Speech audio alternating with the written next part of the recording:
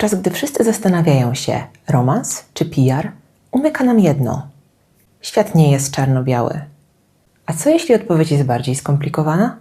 Sama długo myślałam, jak skomentować tę sytuację i podczas researchu zauważyłam jedno. To, po której stronie sporu ustajemy, zależy głównie od tego, w co chcemy wierzyć. A to z kolei wynika z naszych przekonań, doświadczeń i aktualnej sytuacji życiowej.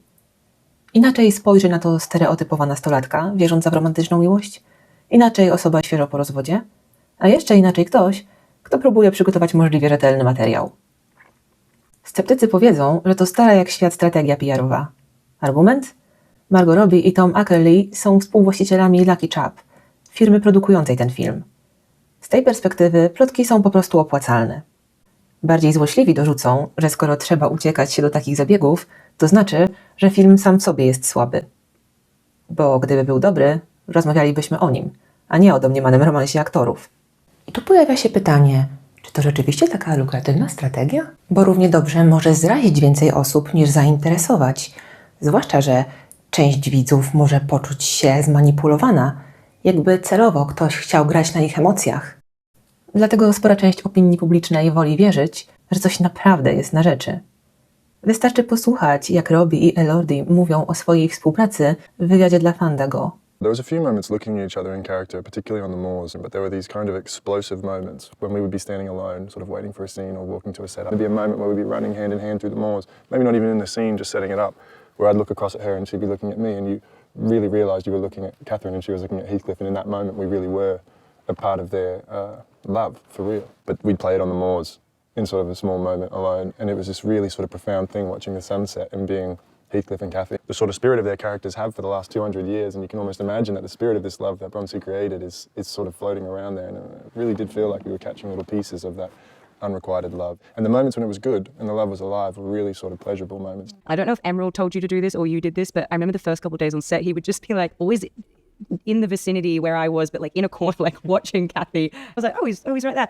And then like, and you know, an hour later, I'm like, oh, he's over there, like he's there. And then on the third day, I remember I found myself starting to look around to see where I was like, well, he's obviously going to be somewhere close by. Where is he right now? Because he's not in a corner of a room watching me right now. And then he wasn't, and I was really unnerved and unmoored, and I felt like quite lost, like like a kid without their like blanket or something. I was like, where is he? And I asked AD, I was like, so Jacob, where is Jacob right now? And they're like, he's just doing a costume change. It's not a big deal. But I found myself so dependent, like codependent kind of, and I don't know if that's like a thing that I'm trying to get into Cathy mode or that's just how I am as an actor. I don't know. But we do so many of our scenes together. If we're not together in a scene, we're talking about each other or thinking about each other. It becomes very, focused on each other in every single thing that they do. We have a mutual obsession. I think the thing is, if you, regardless of plot or screenplay, if you have the opportunity to share a film set with Margot Robbie, you're going to make sure you're within 5 to 10 metres at all times, watching how she drinks tea, how she eats her food, how she does it, when is it going to slip, when is the thing going to come undone, and it never comes undone. She's just like an elite actor. But I was enamored. Z kolei w rozmowie dla australijskiego Vogue'a przyznają, że oboje nie znosili kręcić scen, gdy drugiego z nich nie było na planie. Margot mówi wprost, że była zazdrosna, gdy Jacob grał sceny z Alison Olivier, filmową Isabel. W tym samym wywiadzie wspominają też walentynkowy gest Elordiego. Jako Heathcliff wypełnił pokój Margot różami, zostawił liścik i symboliczny nagrobek. Margot określiła to jako znaczące i dramatyczne. W tym samym kontekście Margot powiedziała coś jeszcze w wywiadzie dla British Vogue.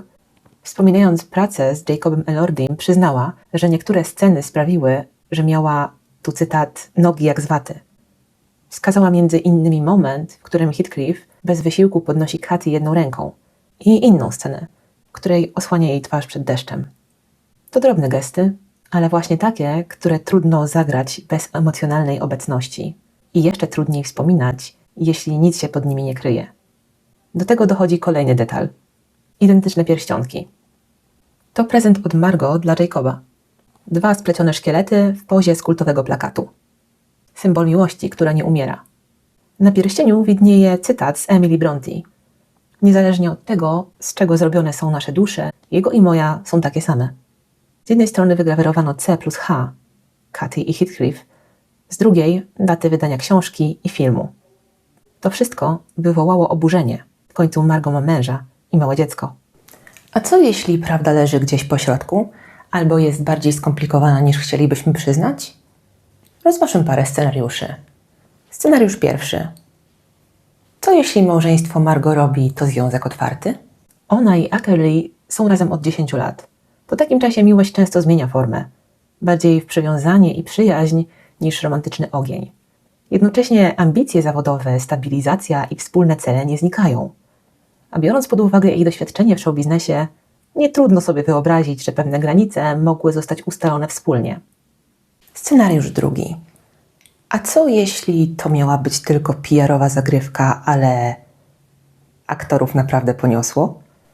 A co jeśli wszyscy, łącznie z mężem Margot, wierzą, że to tylko gra, podczas gdy prawda jest zupełnie inna? Kto miałby to zweryfikować? Jak to mówią, pod latarnią najciemniej.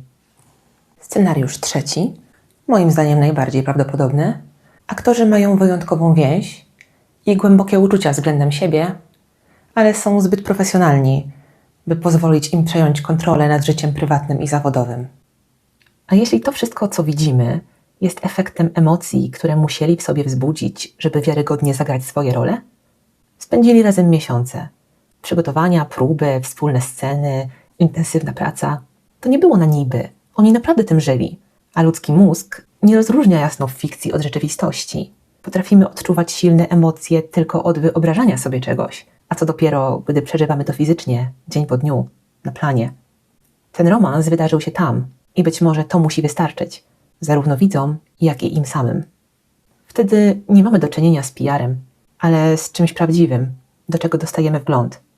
Historia Wichrowych Wzgórz dzieje się nie tylko w prywatnym życiu, nie tylko na ekranie, ale też w tym napięciu, które widzimy podczas promocji filmu. I to jest dla mnie absolutnie fascynujące, bo czy to wszystko nie przypomina historii Kate i Heathcliffa? Małżeństwo, zakazana miłość, tragiczne wybory, normy społeczne. Nawet te pierścionki. Czy cytat z Emily Brontë nie sugeruje, że jako aktorzy rozumieją tę więź na poziomie dostępnym tylko tym, którzy naprawdę ją przeżyli? Może więc mówimy o uczuciu, które nie ma prawa się spełnić, o przywiązaniu bez fizycznego romansu. Tylko czy to wciąż jest niewinne? Czy to nie jest zdrada? Prawdopodobnie nigdy nie poznamy prawdy. No, chyba że doczekamy się rozwodu, ale moim zdaniem do tego nie dojdzie. To profesjonaliści, którzy dawno nauczyli się oddzielać emocje od decyzji i chronić swoje kariery oraz relacje. Choć nawet takie kontrolowane sytuacje mogą powodować napięcia. Stąd drobne tarcia, jak te widoczne po spotkaniu na afterparty. Podczas wspólnych zdjęć Tom i Jacob stali na przeciwległych krańcach grupy, a jeden z ekspertów od mowy ciała zwrócił uwagę na mimikę męża Margot. Zauważył, że w jego uśmiechu widać sprzeczne emocje i zasugerował, że można to interpretować jako sygnał wołania o pomoc. Na koniec jeszcze jedna myśl o samym filmie.